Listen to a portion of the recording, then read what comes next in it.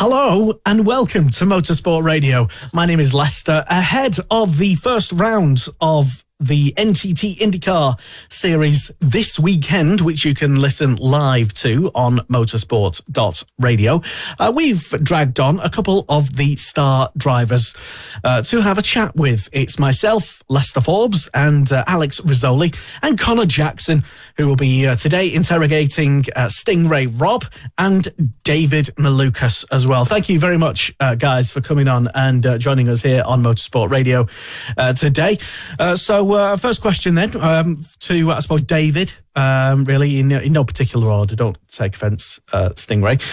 So David, I'm sure you'd be really super excited for not just the first round this weekend at St. Pete's, but also the 2023 season. Yeah, no, I am extremely excited, although it might not look like it because I did just wake up 20 minutes ago. But no, I am actually super excited. I can't wait.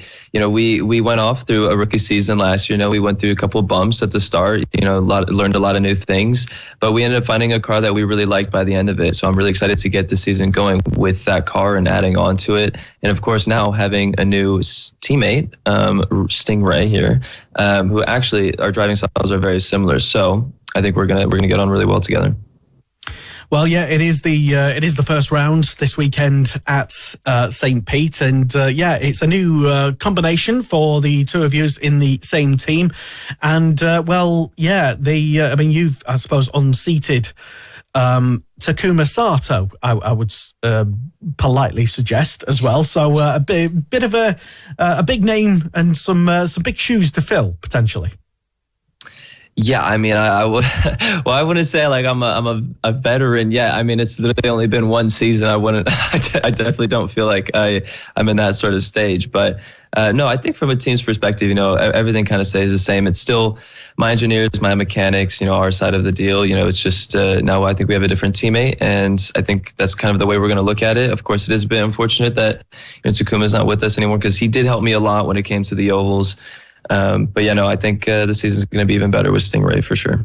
Okay, and let's throw it over to our panel if they have, I'm sure they do, some riveting questions. Let's start off with Connor. Any questions? Indeed. So Stingray, as I said, it's fantastic to have you on the show. Fantastic for you to be in IndyCar now. It's also your rookie season. You've had a great run up the junior ladder, which we'll talk about in a minute. But first season, first race. Any big pressure, any big nerves you're considering? Because it must be a whole new world for you to be in. Yeah, absolutely. I'm not feeling the pressure yet. I mean, I haven't gotten to the first race yet, so there is no baseline set for what I'm supposed to be doing. But, I think David was a good standard for me to look at from last year, making a recent transition from Indy Lights to IndyCar. So I can kind of model his success pattern, I guess you could say. At the beginning of the season, when I first signed with the team, I ended up sending David a text and I said, hey, what are some of the things that you learned that might be helpful for me, just like on a pit stop side, a few other things. And he gave me a list of things for me to utilize and prepare with. That way, it helps the whole team. And so I think that, just going into the season, the pressure's not super high. But for myself, I want to achieve, some big things. So I think Rookie of the Year is on the table for sure, and amongst other things. So I think the pressure from the outside, I'm not feeling so much, but the pressure within is high. Indeed, and we were joking a bit before the show, Stingray, but it's a very young lineup that Dayle Coyne Racing has got this year. I mean, Alex was our co-presenter here, was particularly amused by the fact that he is older than both of you. But he was devastated. Exactly. Yep. You're both under 22, obviously. I know David's got a single year under his belt now, but obviously both of you are, very much in the early starts of your career. And I'm sure Dayle Coyne will have a lot of data that you can rely on, as it were. But it's going to be hard, surely, for you to get your head around the whole team, how they're going to work. And as you say, it's a new environment, but there's a lot of very experienced guys around you in the series. People have been doing this 10, 15 years. So surely there's got to be a little bit of learning from outside your team that you can do. Yeah, absolutely. there's guys that have been in the series as long as we've been alive. So it's kind of funny to think about that and think about all the championships that they've won, races that they've won. We feel like little babies compared to them. But for sure, Dayle Coyne's got a lot of experience, a lot of data that we can pull from in recent history too. I mean, Alex Palou was just there a few years ago, Romain Grosjean. So it seems like that they do a good job of preparing drivers to step up into the role of being a team leader or a championship winner. And so I think for David and I both, I can't directly speak for him. He can speak for himself. But I think that we're both pretty happy to be with Dayle Coyne Racing just because it is a smaller organization. And I think that allows us to adapt a bit better than some of the bigger organizations and, kind of figure out which way is up. As the teams work together and the chemistry builds, I think that it's a lot easier to work with guys that are in smaller numbers, we could say. And we'll probably learn more because of that. We don't get lost in the mess of everything. So at least for myself, I'm looking forward to being with a team that has good recent results, but also is not a juggernaut of a team. They're a little bit of an underdog, but that's not to say that they can't achieve great results. Fantastic. Alex, I'm sure you've got plenty to ask David as well. Yeah. Obviously, both of you, it's your first year with each other. You must both be very excited about this upcoming season. So, have you both got a particular race that you're really, really excited to compete in this year? So for me, I'm actually really excited for Road America. That's kind of like my home track for me. And this year it's been repaved. So I'm really interested to see how that's going to be.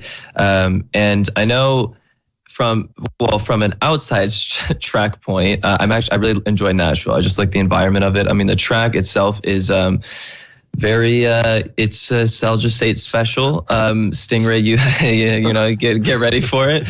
Your back's gonna literally be bruised, but no, the outside environment is very cool. But for me, Road America is definitely the one I'm most looking forward to. Yeah, and how about you, Stingray? Yeah, I mean, being in the Indy Next series this previous season and season before, we've been to a lot of the tracks, or I've been to a lot of the tracks. So there's nothing that's too new for me. I am really excited about the West Coast races, though, for similar reasons as David had.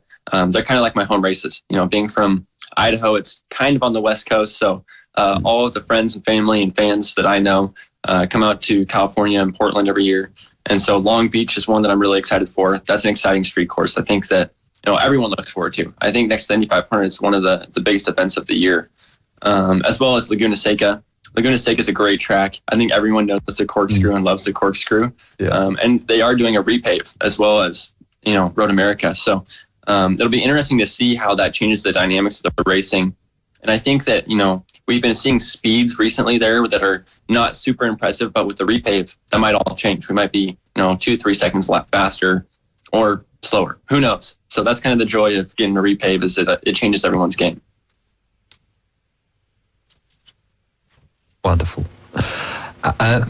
David, of course. It's if we go back slightly to some of the junior success that you guys have had, because while you are very young to the series, you've had a lot of experience already moving up through the order. You yourself, I know, have been very successful in coming up through the IndyCar ladder from USF 2000, Pro Mazda, Indy Lights, as it was, obviously now Indy NXT, and you've achieved great success in those series, especially most recently in Formula Regional Americas and Indy Lights. So there's very different cars there, very different concepts about how racing goes. But you've also had some experience over in Germany and as well as the United Arab Emirates. So you've had a world of experience under your belt already. But there's got to be good comparisons between those cars. What cars have you been driving outside of America that really relate to the IndyCar package? Well, I mean, they all have their pros that you can get off of when going into IndyCar. I mean, of course, there's nothing going to be better than the Road to Indy series for IndyCar. I mean, that ladder is the way to go. Even simple things like rolling starts. But we obviously started with the whole European swing. We did the ADAC series in Germany and F4. And I thought for me that was perfect to get going, in my first open wheel car. we actually did start in the UAE series just to like kind of, go away from somewhere and like make a lot of mistakes over there and then come over and then kind of like be like, oh, who's this? Who's this kid? I actually know how to drive a little bit.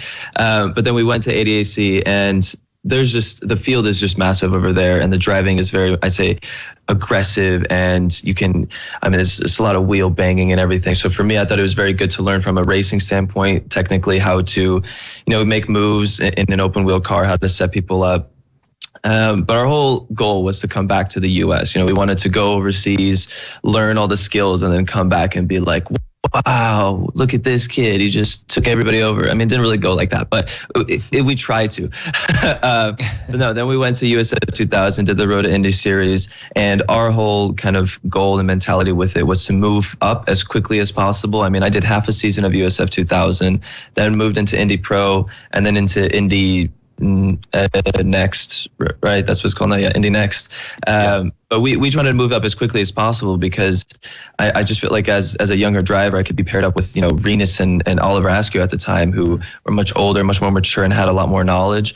So I can make these mistakes. And me being young, I feel like I would have like an excuse and less pressure on myself. But I'd be able to race side by side with them and learn a lot more things. And going into IndyCar, that was still my whole idea and my goal. When I got passed by Will Power on the track, I almost got really excited. I was like, here we go. It's time to learn. It's time to open up the booklet and take notes. And, because like you said, these veterans, Stingray said they're literally older than us. They've been around racing longer than I've been alive. And they obviously have a lot of knowledge. And I'm just trying to get all of that as much as I can.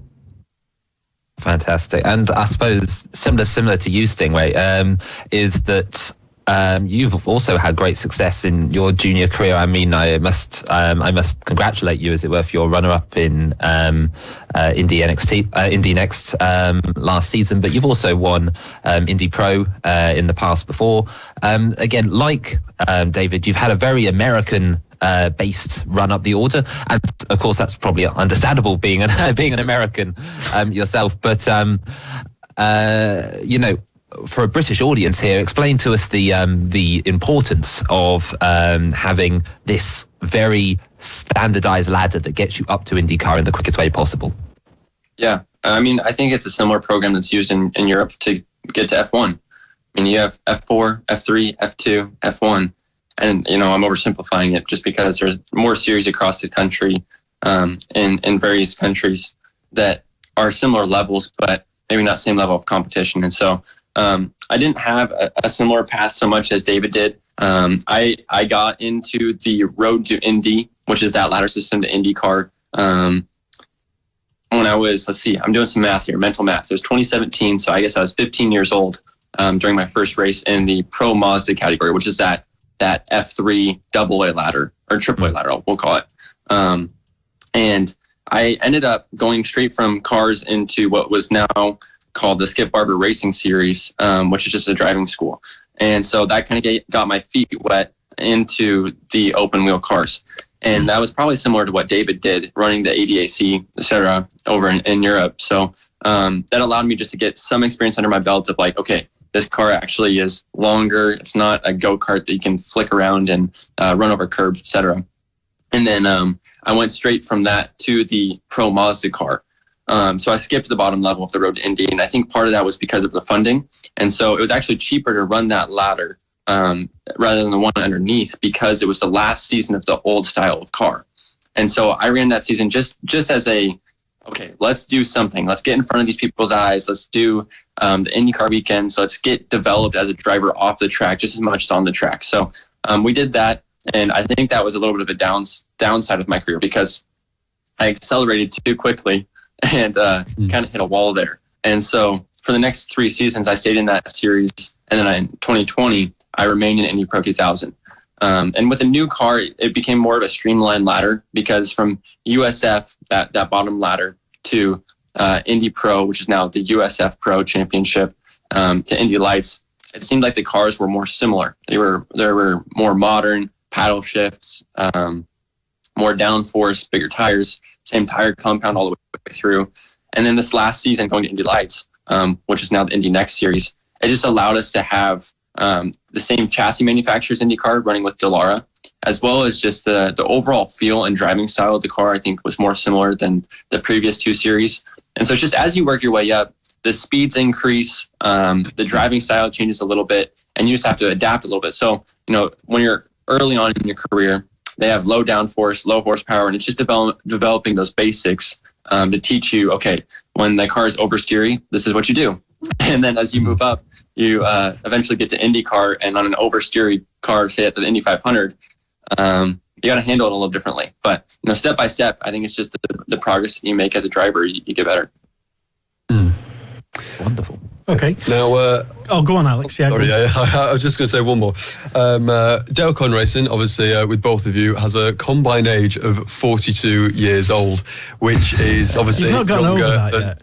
So that, no, which is I'm still stuck on that. Both of you have still got 4 months on me, which I'm slightly chuffed about. But both of you, I think, are quite similar to me. That you both are quite into gaming, moving away from the track. So you're probably both into maybe sim racing as well. So what are kind of your favourite games, or like in a sim racing context, what are your favourite cars to drive in a simulator? Well, I'm really, really big into gaming, that being simulator or not simulator. But from a simulator standpoint, of course, everybody knows iRacing. I always was on iRacing, although I really was awful at it. I don't understand I don't know. I don't get where they find this time, because it's not like I suck by a little bit, like I suck by a lot. I mean, I remember they did when COVID happened, they did like an online e-race, and I was like, yeah, let's do this. It'd be so much fun. And I went on track, and I remember I was like, oh my God, that was such a good lap. It was on Barber, and I finished. I was 2.5 seconds off. Don't tell IndyCar, but when I was 2.5 seconds off after that lap, I unplugged everything and I said it broke and I couldn't do the race anymore. Yeah. I have no idea how they found 2.5 seconds. I mean, that is a lot. So, but then IndyCar, then obviously we fast forward to IndyCar, they did another e-race, but it was on R Factor. And on R Factor, I finished second for that. And I really liked R Factor. So, although I know a lot of drivers might not like it, I really like it. And also it's the same developers that are developing the new IndyCar game. So I'm definitely more on the R Factor 2 side. Like, yeah, those guys know how to make a good car that I can really drive. But just from a normal everyday standpoint from games, as I've gotten older, you kind of stray away from like Call of Duty and just the normal everyday games you play. I've actually gone into more like strategic games, but mainly the main one I'll name out is Hearts of Iron 4. It's like a very military simulator. Like you have to like run a country back in World War II, and it's so intensive and it takes like 10 hours and I lose my entire day. But me being 21, I still feel like I can kind of do that. So that's my weekend routine. So there you go. And do you always win? Sorry. Yeah. In Hearts of Iron, no, definitely not. There are definitely a lot, because that is just, who has the bigger brain. And, unfortunately for me, it doesn't really, I normally end up on the losing end all the time. But I really like the game. It's a lot of fun. Yeah, you need to get Hearts of Iron game made by the same people that do R Factor in the new IndyCar game. You'd be fantastic at it. Yeah, I know, exactly. Then I'd be amazing. Exactly, yeah. How about you, Sinray? You big into your gaming as well? No, I don't think I'm as big into gaming, it sounds like, as David is. But for the simulator aspect, I have used iRacing and R Factor as well. And most of the time, it's just in the IndyCar. For me, moving up the ladder, that was always like where I wanted to be. So, of course, that's what I practiced in. And I think that I'm similar to David. On the iRacing side, there would be days when I'd be like, oh, man, that was perfect. Like, I've been working all day to get the perfect lap at, like, Laguna Seca or something. And then I would go online like, hey, what's a good time? And it's like 3 seconds a lap faster. Like, what? Yeah. No, this is insane. Like, this is just not right. And so I never did any of the online racing because I knew I would just get whooped and it wouldn't be any fun for me to, just sit there and let everyone lap me. But on the R Factor side, I felt like the realism of it was pretty good. They do good track scans. And so for me, learning a new track, sometimes iRacing has a track that R Factor doesn't, and R Factor has a track that iRacing doesn't. And so it's just whoever has the newest model this is the one that I would utilize. And so I think any young driver is probably going to say the same thing as they're coming up to the ranks. It's just a tool to utilize to learn the track and learn, okay, turn right here, turn left here. This is where I'm supposed to brake. This is where I accelerate. And so I'm excited to see what the new IndyCar game is going to look like, with R Factor being involved there. I think that they've done a good job of maybe not outsourcing, but refining their tools that they got. And then on a day-to-day side, I don't play video games that often, but I always have loved the Lego games. And so Lego Star Wars, Lego Indiana Jones, Lego Jurassic World. And so my roommate and I actually are in the midst of Lego Jurassic World. So we play that every once in a while. It's like once or twice a month we'll get on for an hour or two. Yeah. Which is your favorite Lego game? Which is your favorite Lego game? I've got to go probably Pirates of the Caribbean or the original Star Wars one for me. Oh yeah, the original Star Wars for me, for sure, 100%. And there you go. Questions Stingray would never, I'm sure, have thought he'd been answering on an interview. Which is your favourite Lego game? There you go. But it's all good, and I could sort of like tell as soon as you came on the call, David, that you were sort of pretty advanced level of sort of gamer because of the microphone, and I could see the little mic arm as well there and stuff. Yeah. So, I'm guessing you're sort of like, are you already starting to do streaming? I don't know. I've not seen you on anywhere. I've not looked at it either, but it's been in my mind. Still trying to grow a little bit, from the IndyCar side, but maybe I think I might do. I just don't, because the games I play, I don't know, they're like pretty, nerdy, geeky games. I don't know if people like to watch that. Oh yeah, no, you don't get nerds and geeks on the internet and stuff. No, not like that. Well, yeah. But I'm definitely an avid Discord user for sure. Definitely big into the whole gaming. I mean, I've actually put way too many, like literally thousands of hours into. It's just quite sad actually, but. I'm going to use this as an excuse if you don't do well this year. I always spend too many hours on the game. Yes. Hey, exactly. I've watched someone streaming 4 hours doing farming tractor simulator on. So please don't go on my Steam because I have actually installed that before. So, but it's okay. But yeah, no, I mean, that one didn't last that long, but yeah, no, I'm definitely very into it. Trying to get into streaming. I don't know. We'll have to see. It's just, I don't know. When you get into gaming mode, you're a little bit different. So I don't know what I tend to say. I want to be careful. So I don't want to say something stupid. Fair enough. Yeah, it is the start of the season, of course. So, I don't want to jeopardize anything. But, any final couple of questions. Don't want to keep you too long because you've got some, I'm sure some top racing driver sort of stuff to do. David's just woke up and I'm sure Stingray's, I don't know what you tend to sort of do during the day, but some top Stingray stuff. I don't know. But I noticed just having a quick look on David on your social media. You follow English. I suppose you call it soccer, but football, and Chelsea in particular. Yes, I've always been a Chelsea fan. Ever since I was racing in Europe, I used to live in England, and I just fell in love with Chelsea since then. Obviously, unfortunately, they're not doing too hot, and it's a little bit of chaos over there and spending millions and millions of dollars and still not working really well. But, I always support the Blues, even when it's not doing that great.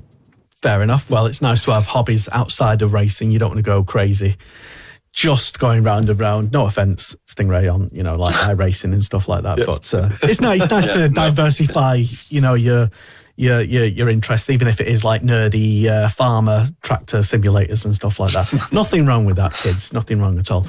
So final couple of questions then. Connor or Alex, have you got anything just before we let these guys go? Sure. For both of you then, I'll do a quick fire then for the year. Other than the two of you sitting at the desk right now, what's your bets on for the season? So for the season ahead, who are we putting our bets on for the championship? Am I going first on this? Yeah, go. Okay, all right. So I'm going to go for the number 9 of Scott Dixon, mainly because they took my engineer, and I know my engineer is very good, so I'm going to root for the number 9 car. I think they have a very good opportunity of winning it. Who's your engineer's name? Ross Bunnell, and he was very good, but obviously now I have my new engineer, Alex. I can, maybe our Greek Alex friend can pronounce his last name, but yeah, potentially another Greek Alex. Yeah, exactly. So, I know from our standpoint we'll still be very good because he was an assistant from last season, so he knows working with Ross, and we know all that stuff. But yeah, Ross is going to be, I think, very good on the number 9 car for sure. Fantastic. And for you, Stingray? You know, this is a trick question for drivers, right? It is absolutely a trick question, which is why it's the last question. Oh, man, I would probably go with a Penske car. They were super strong this last year. So whether that's Newgarden or McLaughlin or Will Power again, I mean, who knows? Those three guys are pretty stacked. I'm sure it'll be you eventually, though. I'm sure we'll be seeing you up on the podium at the end of the season. But no, thank you very much, Stingray. Alex, anything to add? No, that was it. I wish you both, massive best of luck for this season. I really hope we see you on the podium or potentially even further up the podium this season. So good luck to the both of you this season. Thank you. Yeah, absolutely. Thank you very much. Thank you very much, guys. We would love to maybe get you back on Motorsport Radio at some point, maybe after one or both of you have been on the podium here on Motorsport Radio. The live coverage of the NTT INDYCAR Series will be this weekend from the Firestone Grand Prix of St. Petersburg, and tune in live times on our social media channels, so check them out. Thank you so much, Stingray and David, for coming on Motorsport Radio. Thank you, guys. Thank you for having me.